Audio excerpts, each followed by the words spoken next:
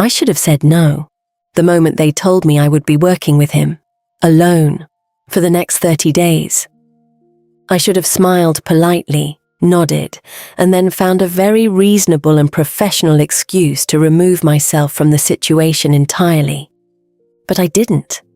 And what happened in those 30 days, I was not prepared for, not even slightly. When the announcement was made, everyone in that office reacted the same way. Silence. Not the comfortable kind, not the kind that exists between people who have run out of things to say. The kind that feels like a warning, the kind that has weight and texture and a specific quality of held breath that tells you something is coming that nobody wants to be the one to name out loud. My colleague leaned toward me when he walked away, her voice barely above a whisper. "Are you sure about this?" I laughed, the way you do when you're trying to convince yourself as much as anyone else. "I'll be fine," I said. But the way she looked at me after I said it told me she didn't believe it, and somewhere underneath the performance of confidence, neither did I. They didn't explain much. They rarely did in places like this. Just that he was difficult, private, not someone you ask questions of, not someone you pushed, not someone you attempted to read because the attempt itself would be noted and held against you, and definitely not someone you got close to. I filed all of that away carefully and walked toward his office on the first morning with my notebook and my composure and the specific determination of someone who has decided to be unbothered by something they are, in fact, very bothered by. The office was at the end of a corridor that felt longer than it was. Everything about that floor was quiet, deliberately, architecturally quiet. The kind of quiet that is designed to communicate power before a single word is spoken. I knocked. Nothing. I knocked again. "Come in." 2 words, low, even, giving nothing. I pushed the door open. He was at his desk. Dark suit, no jacket, sleeves folded with the kind of precision that suggests it is always done exactly this way. He was reading something. He did not look up. I stood there and waited and waited. The silence stretched in a way that would have been rude from anyone else, but from him felt simply like the natural order of a room he owned entirely. Finally he spoke, still without looking up. "You're the one they assigned to me?" I kept my voice even. "Yes, sir." That was when he looked at me. Really looked at me, and something in his expression shifted, just slightly, the way something shifts in a calculation when a new variable is introduced that changes the result. Like he had already decided something about me before I said another word. He set the paper down.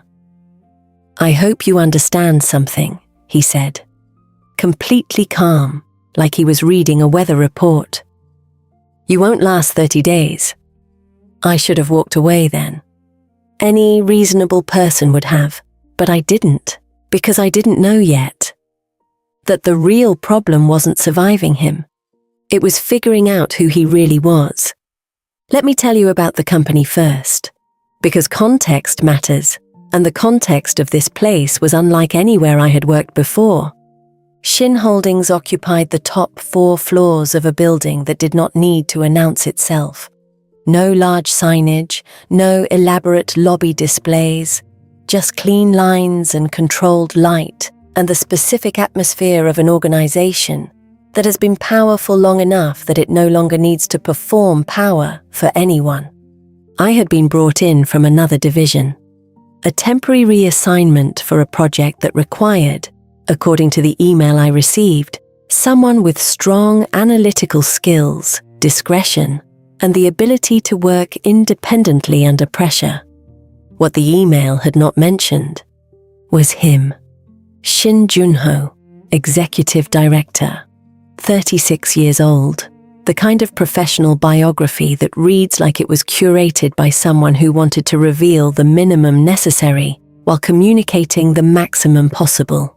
Educated abroad, multiple board positions, a record of turning struggling divisions into profitable ones with a consistency that had stopped looking like luck several years ago. On paper, he was impressive. In person, he was something else entirely. The first thing I noticed about the floor he worked on was how people moved, efficiently, quietly, with a kind of purposeful self-containment that you don't see in most offices. Nobody lingered. Nobody spoke above what was necessary. Nobody looked toward his office door with anything other than the careful neutrality of people who have learned that being noticed in the wrong way has consequences. My colleague Yuna, who had worked on the floor 2 years before moving to my division, had given me a very brief and very pointed briefing the evening before my first day. She had said 3 things. Answer only what he asks. Never volunteer information he didn't request. And whatever you do not try to make conversation. I had listened and nodded and told her I understood. I had not fully understood. The first week was the kind of difficult that doesn't announce itself loudly. He gave instructions in complete sentences that left no room for interpretation. He expected things done to a standard he never fully explained, but made clear through the quality of his silence when something fell short of it. He did not say, "Well done." He did not say, "Good work." He simply moved to the next thing, which I came to understand was the closest he came to approval. Our interactions in those early days were almost entirely functional. He would say what he needed. I would confirm I understood. I would complete the task. He would review it without comment, and we would move on. He never raised his voice. He never expressed frustration in any visible way, which should have been reassuring and was, in fact, somehow more unnerving than if he had. Because the absence of reaction left you with no feedback, no way to calibrate, no information about where you stood, just the steady, unreadable surface of someone who processed everything and revealed nothing. I spent the first 3 days in a state of continuous low-level alertness that was exhausting in a way I couldn't fully explain to anyone who wasn't inside it. On the 4th day, something small happened. I was at the workstation I had been given outside his office, going through a set of documents he needed reviewed by end of day. The office was quiet in its usual way. Late afternoon. Most of the floor had emptied. He came out of his office, which was unusual. He rarely came out. He walked past me without stopping, went to the window at the end of the corridor, stood there for a moment looking at the city below, his hands in his pockets, his posture the same composed stillness it always was. And then he said, without turning around, "You missed a discrepancy on page 47. I looked up from the document I was currently on. "Page 47, I repeated. "Section 3. The projected figures don't reconcile with the appendix data." I turned to page 47. He was right. I sat with that for a moment. He had walked past my workstation. He had not stopped or looked at my screen or said anything to indicate he had noticed what I was working on, and yet he had seen something on a page I hadn't reached yet. "Thank you," I said. "I'll correct it." He turned from the window and walked back toward his office. Paused at the door. "Don't thank me," he said. "Just don't miss it again." And he went back inside. I sat there looking at page 47 for a moment longer than necessary, and thought, this is not going to be a normal assignment. The second week changed things. Not dramatically. Not in any way I could have pointed to and said there, that was the moment, but subtly. In the way that close proximity to another person always eventually changes things, whether you intend it to or not. The project we were working on required long hours. This was simply the reality of the timeline, and neither of us pretended otherwise. There were evenings when the building had gone almost entirely quiet around us, and we were still at it. Documents spread between us, laptops open, the city darkening outside the windows. I learned things about him in those hours that nobody would have told me. The way he worked, the specific quality of his concentration when he was inside a problem, the way he could sit completely still for long stretches and then suddenly shift, reach for something, write something, with a decisiveness that suggested the stillness had been productive in ways that weren't visible from the outside. He drank his coffee black and let it go cold before finishing it, which I noticed because I had made the mistake on the third late evening of offering to make a fresh cup, and he had looked at me with an expression that was not unkind, but made it clear that the offer was unnecessary. He ate at his desk, simply, without apparent interest in food beyond its function. This was information that his assistant had quietly passed along to me at the end of the first week, apparently as a practical note about not scheduling meetings during times that didn't exist for that purpose. He read physical documents when he was thinking through something important. The laptop was for execution. The paper was for thought. I noticed this distinction and adjusted how I prepared materials for him accordingly, without being told to. He noticed that I had noticed. I could tell because one morning there was a printed copy of a report on my workstation that he had clearly prepared himself, with handwritten annotations in the margins in a small, precise script that matched the precision of everything else about him. He said nothing about it. Neither did I, but something had been communicated. There was an evening in the second week that I return to often when I think about the beginning of everything. We had been working late, very late, the kind of late where time stops feeling linear and starts feeling like a quality of light and quiet. I had stepped away from my workstation to get water, and when I came back I found that the overhead light above my desk, which had been flickering slightly for 2 days in a way I had been ignoring, had been replaced, just replaced, quietly, without announcement or expectation of acknowledgement. I stood there and looked at the new bulb for a moment, and then I looked toward his office, the door of which was slightly ajar. I said nothing. He would not have wanted me to, but I sat back down at my desk in the steady new light and felt something shift very slightly in the careful distance I had been maintaining. Because nobody had asked him to notice the flickering light. He had simply noticed it and done something about it, without making it a thing. The warnings I had received about him in those first days had painted a very specific picture. Difficult, cold, demanding to the point of impossible. The kind of superior who measured everything and found most things wanting. A man you survived rather than worked with. And there were elements of that picture that were accurate. He was demanding. His standards were high, and he made no apology for them. He did not soften instructions with warmth or cushion expectations with encouragement.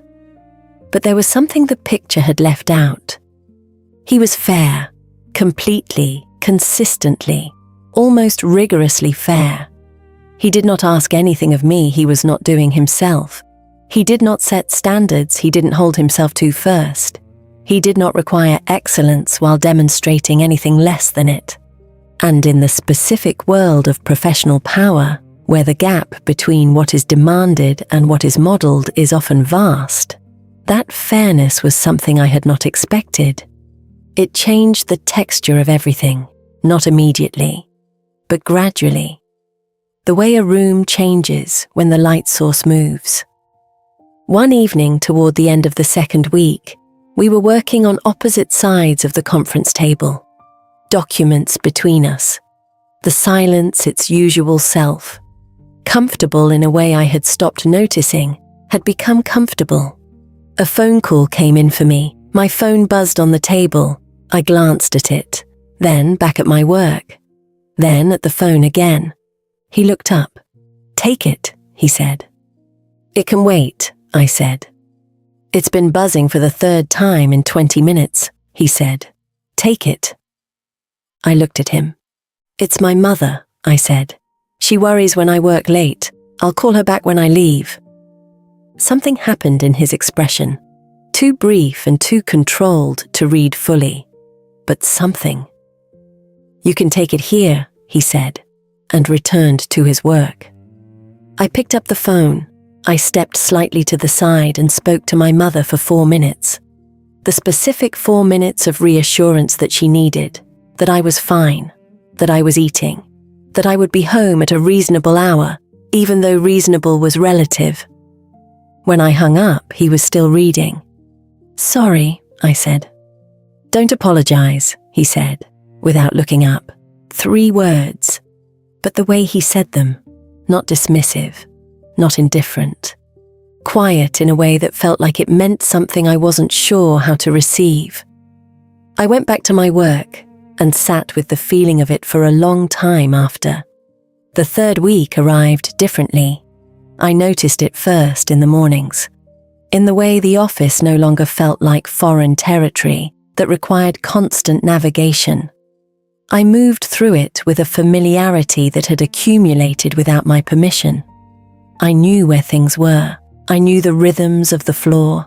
I knew the particular silence that meant he was deep in something that should not be interrupted, and the different quality of silence that meant he was between things, and a knock on the door would be received. I had learned him, not fully, not in any way I could have put into a complete sentence, but in the way you learn the specific grammar of a place you have been inhabiting, honestly, for long enough. And something about being learned in return was doing something to my very organized and professional interior life that I was trying extremely hard not to examine directly.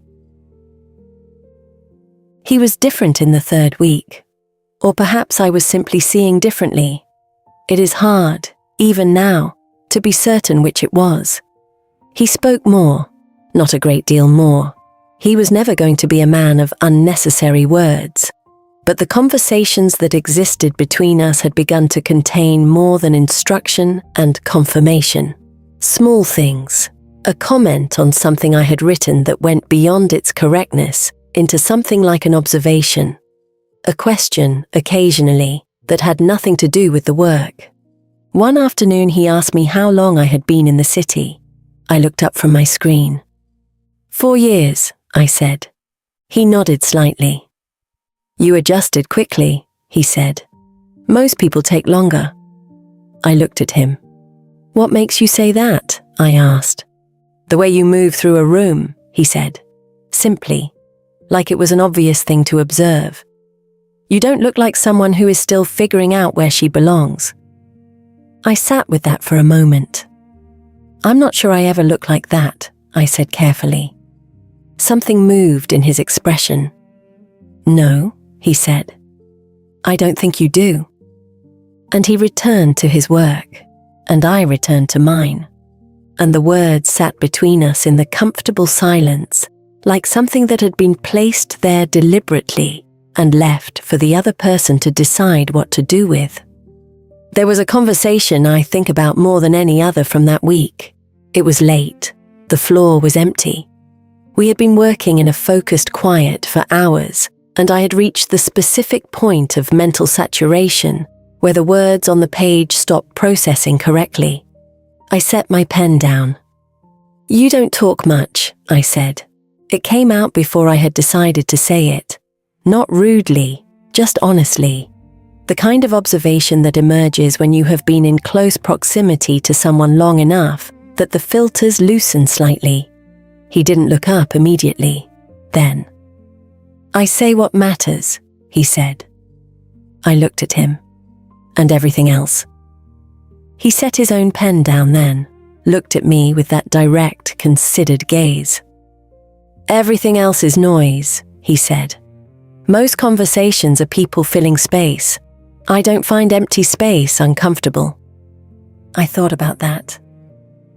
"I used to," I said. "Fill space, I mean. Talk when I was nervous. Talk when I didn't know what else to do." A pause. I stopped when I realized most of what I was saying in those moments wasn't actually for the other person, it was for me. He was quiet for a moment. "That's an unusually honest thing to admit," he said. "You seem like someone who prefers honesty over performance," I said. Something in his eyes. "I do," he said quietly. We looked at each other across the table for a moment that was longer than professional, and neither of us moved to shorten it. Then he picked up his pen. "Get some rest," he said. "We have an early start tomorrow." I gathered my things and walked home through the night city, carrying something I didn't have a name for, but knew I wasn't going to be able to put down easily. He started doing something in the third week that I noticed, and then tried very hard to stop noticing, because noticing it was complicated. He made sure I ate. Not overtly, not in a way that could be named or pointed to, but there would be food on the conference table when I arrived in the morning, placed there before I came in, a coffee at my workstation at exactly the time I usually reached for one. A brief and almost casual mention, on an evening we were both working very late, that there was food in the kitchen. He never said it was for me. He never acknowledged it as anything, but it was deliberate. I knew it was deliberate because everything about him was deliberate. And the specific deliberateness of being quietly taken care of by someone who would never in 1,000 years use those words was the most undoing thing I had encountered in a very long time. It came out on a Thursday, not because he chose to tell me, not because I pushed, but because the world outside that office, the world he had kept so carefully separate from what existed between us in our 30 days, came in without being invited. I was in his office going through a final set of documents when his phone rang.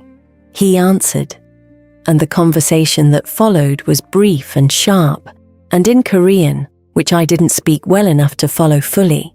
But I didn't need to follow it fully, because the tone of the other person's voice carried through the phone clearly enough, and the way Junho's posture shifted, just slightly, from composed to something colder and more contained, told me that whatever was being discussed was not business in the ordinary sense. He ended the call, set the phone down, and was quiet for a moment in a way that was different from his usual quiet. "Is everything okay?" I asked. He looked at me, seemed to make a decision. "My family," he said. "They have opinions about certain things. The project, my time." A pause. "Me." I waited. "They run the parent company," he said, simply, factually, like he was reading something from a document. "Shin Group. My grandfather built it. My father runs it. I was given this division 4 years ago." I looked at him. "Given," I repeated carefully. "As a test," he said, "to see whether I was capable of running something independently or whether I would need the family infrastructure to succeed." A very slight pause. I was 29 options away from being handed a role I hadn't earned, and I chose this one instead. I sat very still. "That's why people react to you the way they do," I said slowly. "It's not just you. It's what you represent to them." He looked at me with an expression that was the most unguarded I had seen on him. "Yes," he said. "And the way you run this floor," I said. "The standards, the distance, I paused, choosing carefully. "The control." "If I showed anything they could use," he said quietly, "they would use it. In this world, everything personal is a liability. Every connection is a leverage point. I learned that before I was old enough to have connections worth targeting. The weight of that settled in me. I thought about the way people moved around him, the silence that descended at the mention of his name, the warnings I had received about not getting close. "They weren't warning me about you," I said slowly. He looked at me. "They were warning you about what happens to people who get close to me," he said. "In this environment." A pause. "And they were right too." I looked at him for a long time. "You didn't tell me any of this," I said. He held my gaze steadily. "You didn't ask," he said. And there it was, not a deflection, not an evasion, a simple and completely honest statement of the way he had always operated. He did not lie. He did not perform. He kept what was his own until someone earned the right to know it. And somehow, in 30 days of shared silence and late nights and flickering light bulbs and cold coffee, I had become someone he was choosing to tell. "I'm not afraid of your family's opinion of this project," I said. He was quiet. "I know," he said. "And I'm not afraid of you," I said. Something happened in his eyes. Something that had been very carefully held in place for a very long time moved. "I know that too," he said very quietly. We sat in the honesty of that for a moment, and the room felt different after, like something that had been keeping a specific shape had been released into its natural one. The 30th day arrived without announcement, the way endings do when you have stopped counting toward them. I woke up that morning and lay still for a moment in the early quiet, doing the thing I had been doing every morning for the past week, without letting myself fully acknowledge I was doing it. Taking stock, going over everything, sitting with the accumulated weight of 30 days in a room, with a man who had rearranged something inside me so quietly and so thoroughly that I had barely noticed it happening. I thought about the first morning, the corridor that felt longer than it was, the door I had knocked on twice, the silence I had stood in while he finished reading something without looking up. You won't last 30 days. I had lasted 30 days. But that was no longer the point. The office was quieter than usual when I arrived, not the heavy warning quiet of those first days. Something softer, something that felt like a particular kind of ending that hasn't decided yet what it wants to become. He was at his desk, as always, but when I came in, he looked up immediately, which was not as always. "Sit down," he said. I sat. He had papers on the desk in front of him, formal ones, the project documentation, everything we had built over 30 days organized and complete in the way that only something finished looks. "The project is done," he said. "As of today, your reassignment concludes. You'll return to your division." I nodded. "I know," I said. He looked at me. "There is a position," he said carefully. "On this floor. It was created 3 weeks ago. I have not announced it." I looked at him. "It requires someone with strong analytical capability, discretion, and the ability to work in an environment that most people find..." A small pause, the closest thing to self-awareness I had ever seen from him on this subject. "Challenging." "Why are you telling me this?" I asked. He held my gaze. "Because you're the only person I've considered for it," he said. The room was very still. "Junho," I said. It was the first time I had used his name without the title. He didn't react to it. Or rather, he reacted to it the way he reacted to things that landed with weight, by going very still. "You could have told someone about the family background," I said. "What I know. You made yourself vulnerable and you didn't have to." "I chose to," he said. "Why?" He was quiet for a long moment. "Because you sat across from me for 30 days and saw what was in front of you, rather than what you had been told to see." A breath.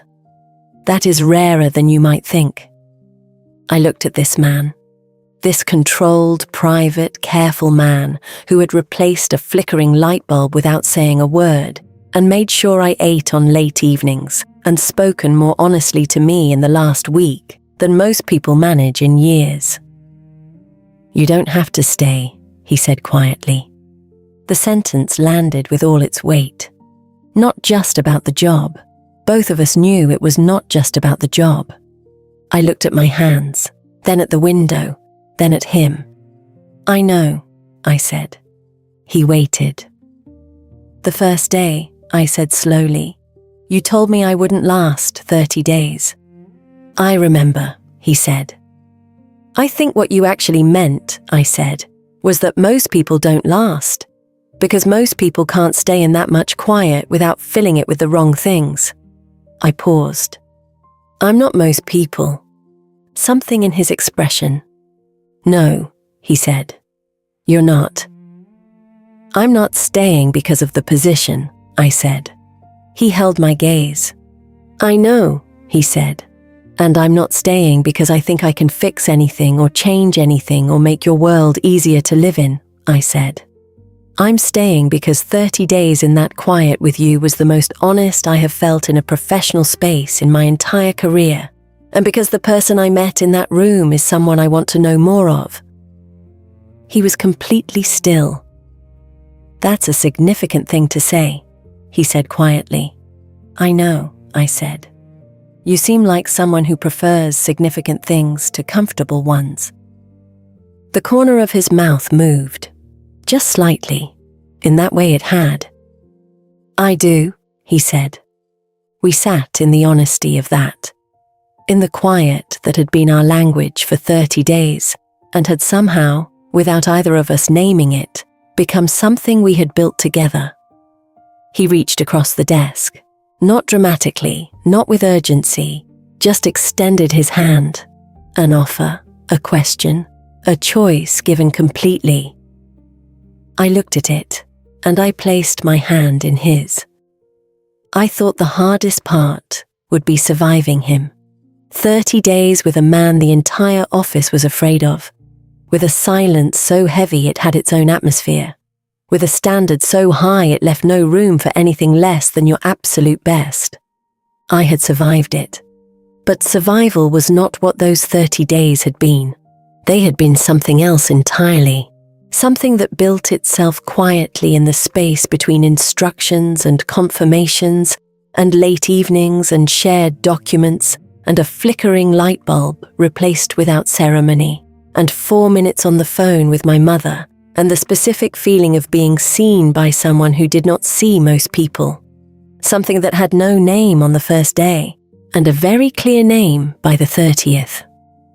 The hardest part of 30 days with him was not the silence, not the standards, not the weight of a world I hadn't known he was carrying.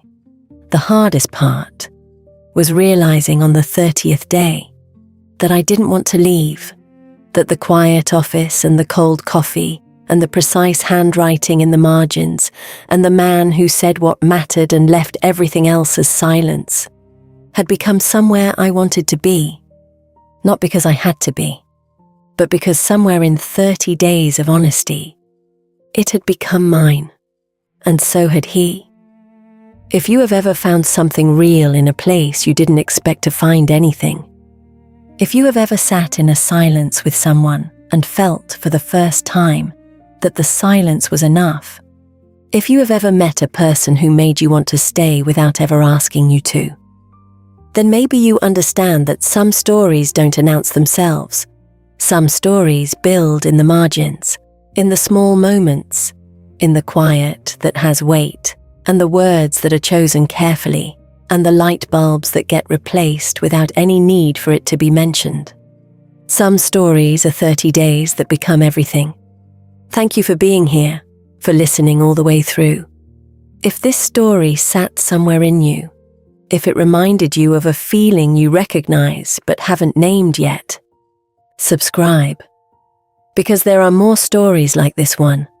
Stories about love that grows in unexpected rooms, about connection that builds in silence, about the extraordinary thing that happens when two people stop performing and simply are honest with each other. New stories every week. I will be here for every single one.